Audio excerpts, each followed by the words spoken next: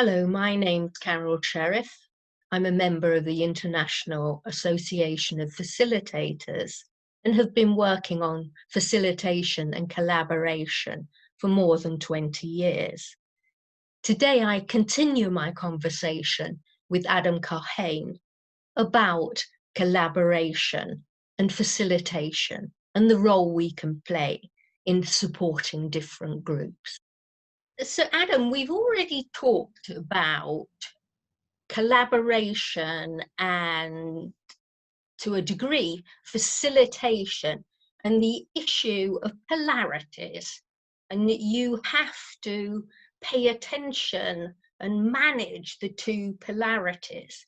And I know when you're writing, you talk about the idea that there's more than one whole as being quite fundamental to those polarities. Can you tell us a little bit more about that? Yeah, the more I the more I facilitate and the more I work on trying to write about the essence of facilitation, the more I realize that almost all the challenging things in facilitation relate to trying to do two opposite things at the same time, which is this whole idea of a polarity. A polarity is where you've got two opposite things, but you can't choose one of them. And the great writer on polarities, who I rely on a lot, is Barry Johnson, and the analogy he uses is a great one. It's the polarity between breathing in and breathing out.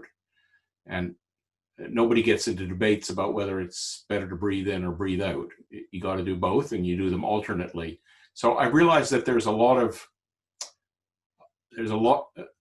that facilitation is rife with polarities, and I think they all come down to a basic one, which can be expressed in many different ways. But the way I'd express it is that as a facilitator, you're always trying to work with the group as a whole and the individual members of the group. You can't choose one or the other, but people tend to choose one or the other. And what I've noticed is there's two common ways of facilitating. The vertical way, what I call the vertical way, which says, no, we're going to pay attention primarily to the group as a whole. And you know you've got a vertical facilitator because they say things like, let's just all focus on the good of the whole, the harmony of the team and the objective of the team and who's going to make decisions for the team. So that's one pole. And the other pole is the horizontal facilitator, who focuses on the individual members of the group or the subparts of the group, and is concerned above all about making sure that everybody's being included and being treated equally.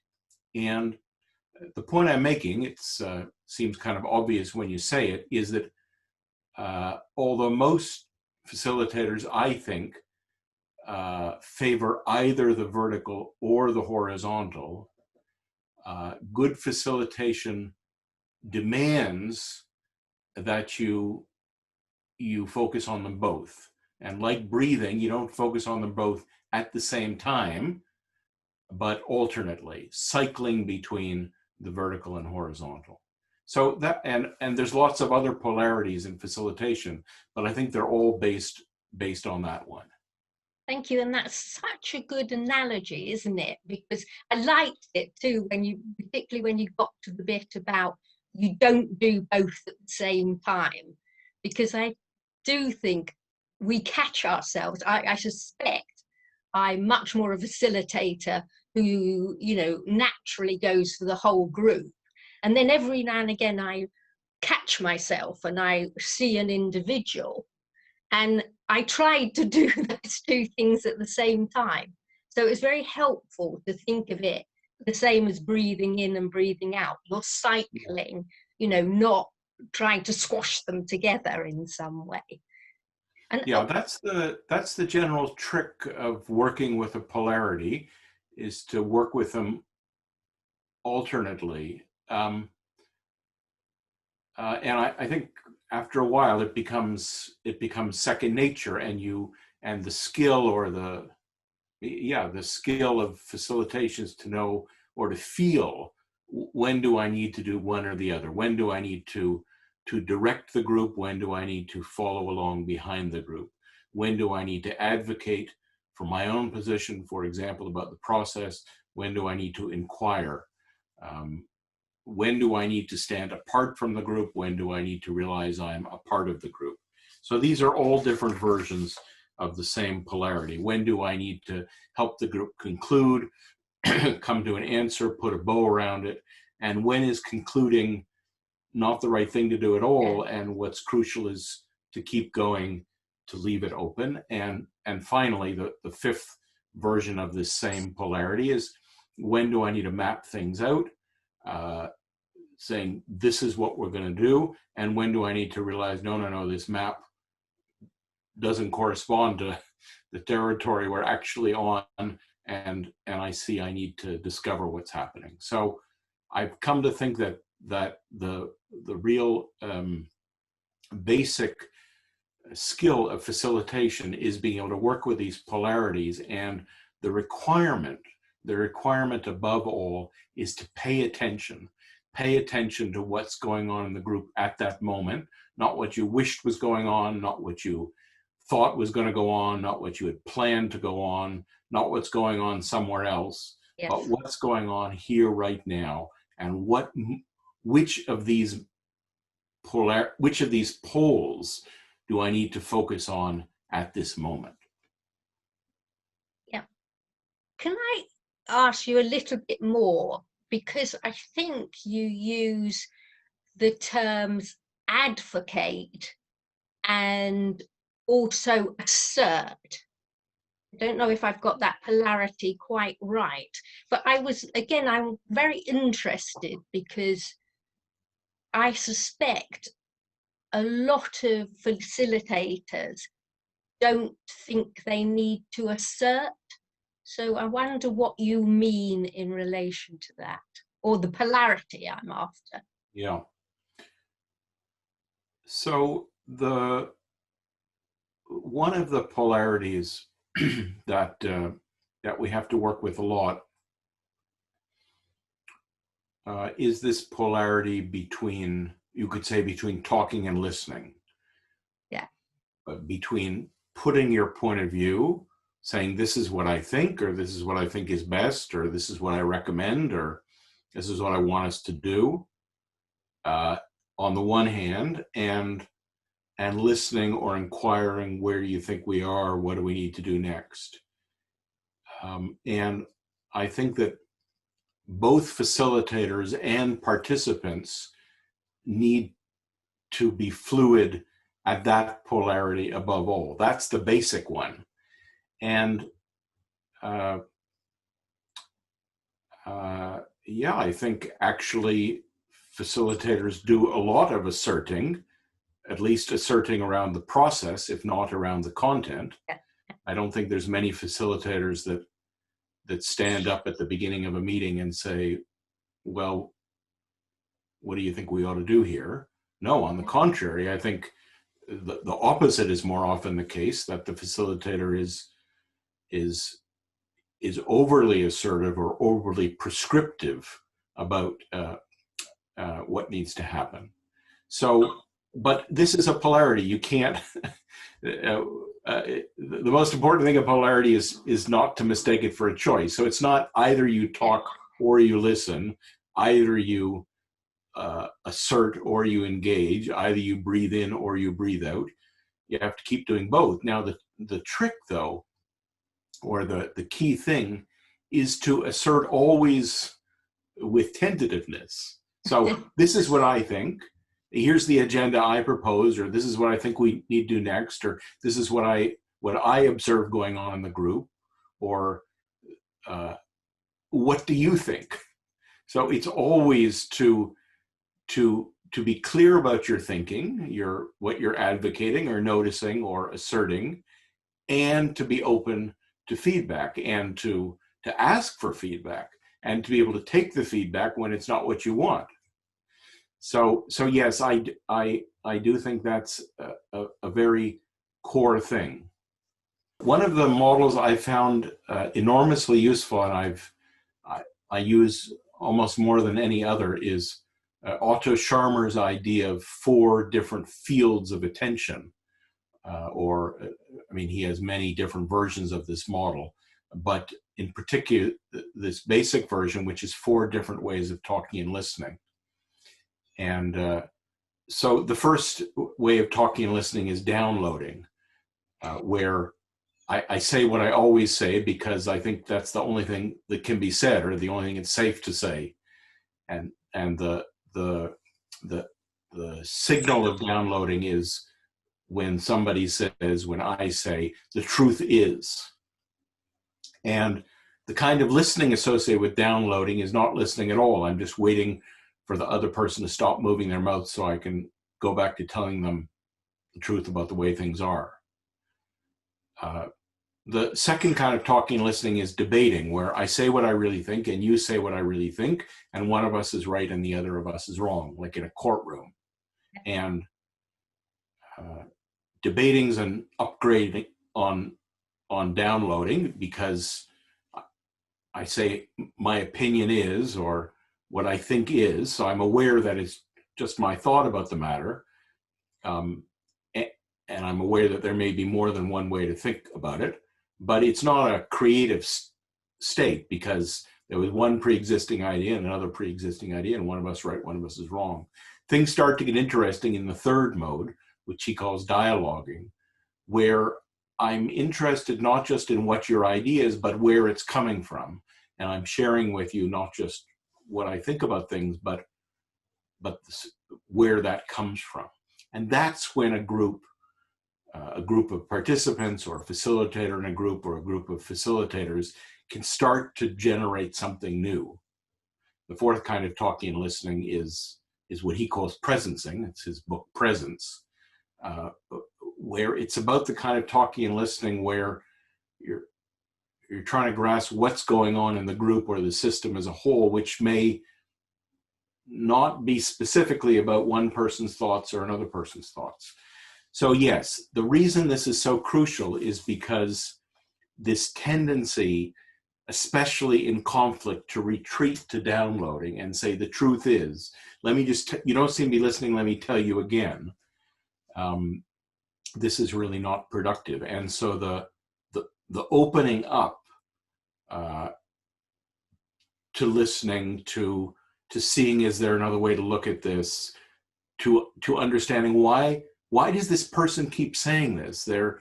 This person who I experience as being difficult, there's some reason why they keep making this point. Rather than disagreeing with them or trying to convince them, why don't I take a minute and try to understand, why is it, Frank, that you keep objecting on this point? And if I understand why Frank's saying that, we can maybe see other ways to deal with it. So it comes back again and again to paying attention to what's actually going on, or what is arising, rather than just this idea in my head about what ought to be going on, or the one right answer, or the truth of the situation. And if the facilitator can do that, then they can model that for the participants as well. And that's how I think a facilitator can show a different way of working, and a different way of talking and listening and being, and a different way of collaborating. Yes, I think the facilitator can play a useful modeling role in this regard, and in others. But specifically, to move out of downloading, there's a very particular action that's required, which I don't know, probably makes up 80% of my facilitation. And the particular action that's required is suspending. It's when I take my idea and I suspend it as if on a string in front of me. And the act of suspending is saying, this is my idea, it's not the truth, it's not me, and we can talk about it, you can attack it, you can contradict it, and it's not attacking me. And then maybe by the end of the conversation, I'll still think the same thing, but maybe I'll have seen it in a different way. So what I've realized is that a lot of the techniques of facilitation are suspending ideas. Yes. When we write things on Post-its and put them on the flip chart and move them around, we're saying, well, this is our different ideas about this thing we're talking about, and we're not attached to them. They're just on a little piece of paper. They can be rewritten, they can be tossed out, they can be moved next to yours or away from yours. And similarly, I think this is one of the reasons Lego Serious Play is such an excellent methodology, because it's suspending or instantiating the thinking into an object that we can move around and take on the board and off the board and combine with others. Whereas if it's all just in the air, then first of all, it's hard to see it clearly. And it's also easier for it to get personal, that if you're disagreeing with what I just said, you're disagreeing with me. But if you're disagreeing with that thing that's written on the Post-it, that's a different dynamic. So suspending is really one of the most important things. And I once had a colleague who said that when you're pounding your fist on the table saying the truth is, just put at the beginning of the sentence, in my opinion. And if that's not enough, try in my humble opinion. But I've always loved that, because it's just reminding ourselves, yes, I really think this is true and it's the most important thing of all, but it's my opinion.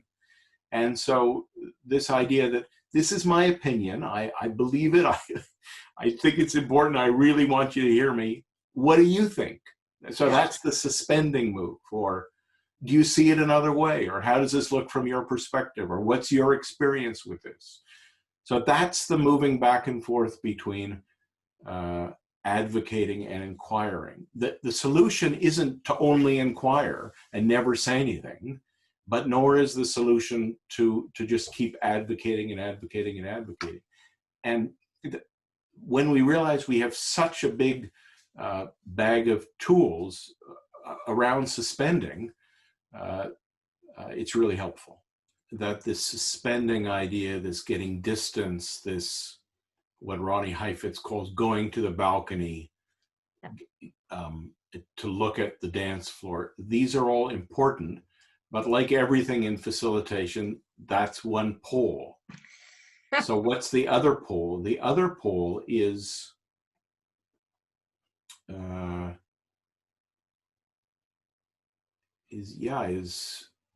speaking personally and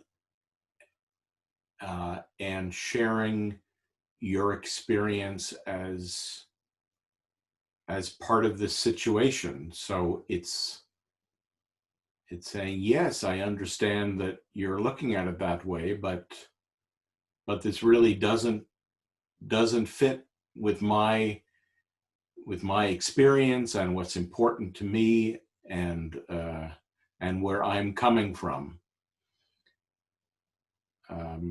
And that's, I think that's equally important. That's the other pole. And in particular, the part of the conversation for participants and for facilitators, when we own the way we're part of what's going on rather than apart from what's going on. So almost all of these conclusions, I learned years ago, I think it was from Charles Hamden Turner, who also wrote about polarities in a different way, that if there's ever an issue that the group comes back to over and over, it's usually because it's not a choice. They think it's a choice, but it's not.